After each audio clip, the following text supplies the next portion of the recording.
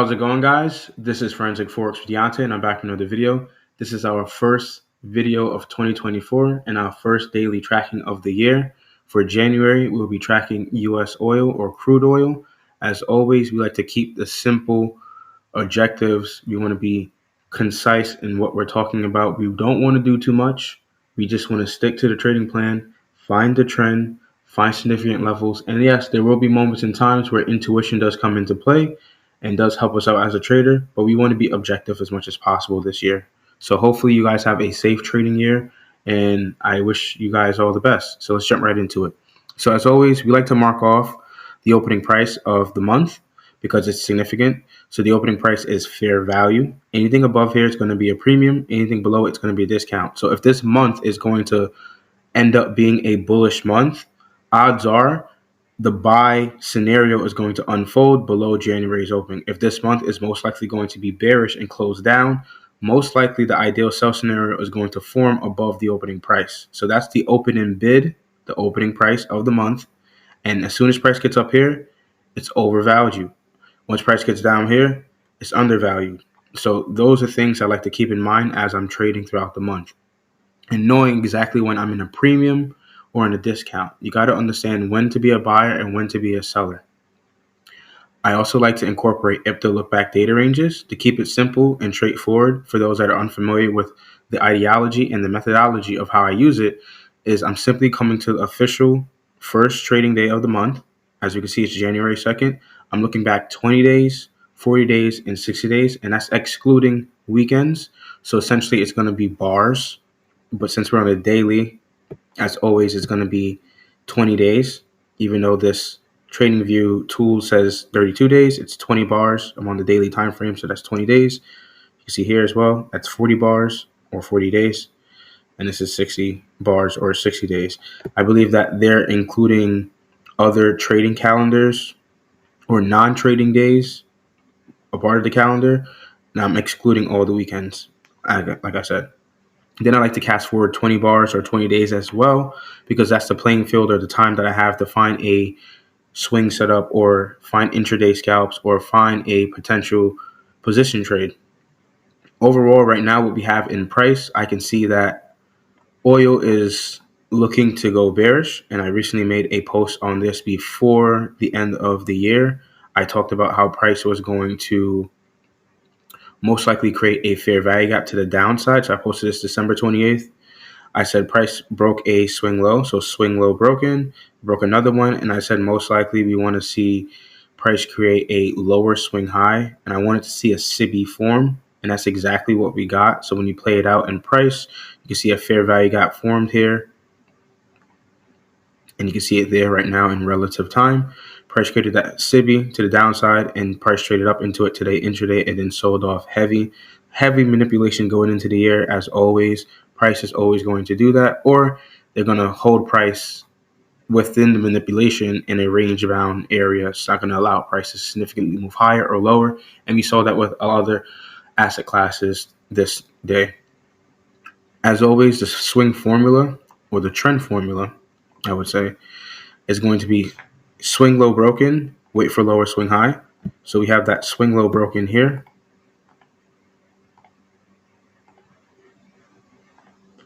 And I'm waiting for that lower swing high to form. Odds are it forms here. The next day, I want to see the candle open and go lower. I don't want to see the candle open and go up higher. That next candle is going to form in about 48 minutes. I want to see the next daily candle open and go down and take out the previous daily low to really confirm the swing high formation. The fact that we have a lower swing high pending, so it's just pending, it's not confirmed yet, it's pending, gives me more insight that we're most likely going to continue to go lower. So we'll mark this off as the higher swing high. And then we got this as the pending lower swing high. I'm keeping it very simple because a lot of people like to overanalyze the market, which can make them a bit confused on what's going on. I also want to see price target swing low so we can see if it's going to be bearish. Odds are it's going to create a swing high formation above the monthly opening price. So we talked about this on the channel. If it's going to make a bearish month, it's most likely going to give us a swing high formation that forms above the opening price to get the retail traders on the wrong side. Now, we do still have NFP along this week, so we could still not be out of sight of this not being the high of the month, because NFP could come around and it could run this one more time, and then price can probably continue to go lower, making this a buy stop raid on buy side liquidity one more time to get retail traders to go long while the commercial speculators go short and the market makers capitalize and using their buys to sponsor their sells. If it's going to continue to go lower, I would like to see price target the IPTA look back 20-day low. That would be our projected draw in the long term. And I want to see it get there with speed. I don't want to see it to take, couple weeks or a couple days. I want to see it get there as soon as possible. Now, the way it's going to get there is ultimately up to the price. If it takes 1 week, it takes 1 week, because sometimes price can move really fast in one day. If it takes 2 weeks, it takes 2 weeks. But I really want to see price start to trend lower and get to this swing low, especially after we start printing up candles. So if the market is truly going to go down, after those up days that we get throughout this month, I want to see if it's respected and if price trades away from the up candles in a downtrend. That's going to be my cue or my foresight to be like, okay, I got an up day. Most likely tomorrow I can sell. Now, besides that, seasonally, the charts haven't dropped yet from my source that I use. So I use, what do I use? I use chartequityclock.com. And this is last year's seasonality. You can see it says 2022. The new ones that are going to come out for 2024 is going to be including last year's data. So it's going to say 2023. That hasn't come out yet, so we're still waiting. So I'm not going to be using this seasonality yet, but not to say it couldn't be respected or used or utilized for 2024 as of what we have right now. But normally January doesn't seem to be much, as it says here seasonally. But like I said, this is not the most recent chart. So we're still waiting for that data to drop, and I'll inform the chat and the channel when those data seasonal charts drop. We can also see here, if we go down to barchart.com and we take a look at the COT report, Commitment of Traders, we can see that price for the commercials is most likely net short. So the commercials right now, these are their net longs right there. These are the positions that have been added or taken off recently. And we can see that they definitely are more net short compared to net long. So if you take these two numbers and you were to subtract them, you're most likely going to get a negative number. Since it's going to be a negative number, that means they're net short. Just in quick details, what are the commercials? There's a definition here as well. You could take your time to read that. You could pause this to read it. But these people most likely, or this entity in the marketplace most likely holds more of the will and power of the market. Not to say that it's the end all be all or they're the pinnacle of the market makers, but they definitely have influence on the market for sure. And whatever they are doing, most likely retail traders and managed money or large speculators are doing opposite to what they're doing as well.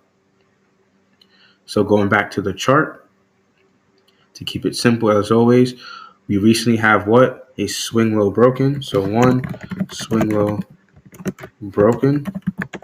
That would equal bearish momentum, if I can spell.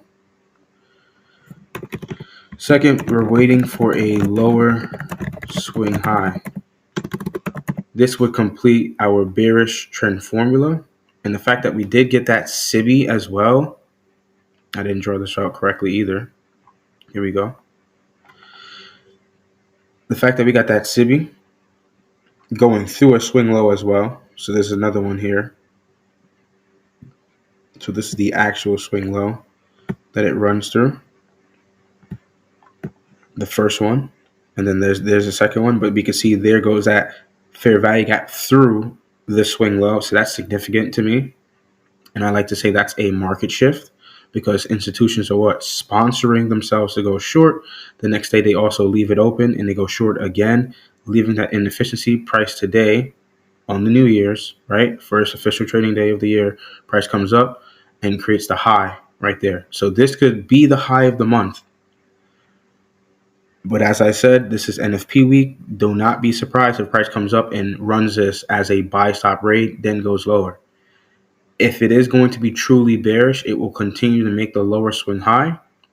It might even raid that, but it will continue to make a lower swing high. Try not to break this high here in most recent time and continue to go lower and aim for swing lows or previous daily lows. As of right now, we also have the idea of correlations, things that are directly correlated or inversely correlated.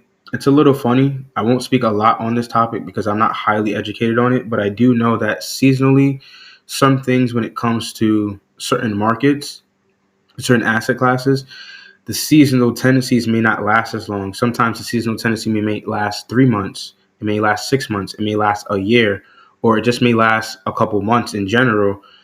And it doesn't always have a strong correlation, whether that is inversely correlated or directly correlated, being positive or negative, moving in the same direction or moving in opposite directions. Sometimes those correlations do not last as long as people think.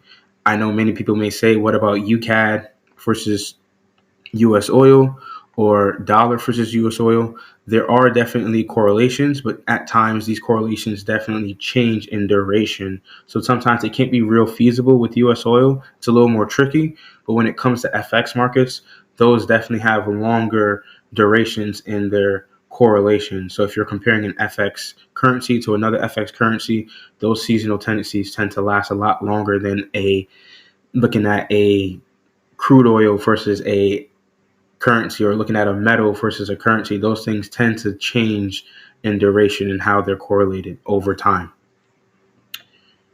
And that's pretty much it for our daily update. So we're just going to move forward and keep it simple and concise.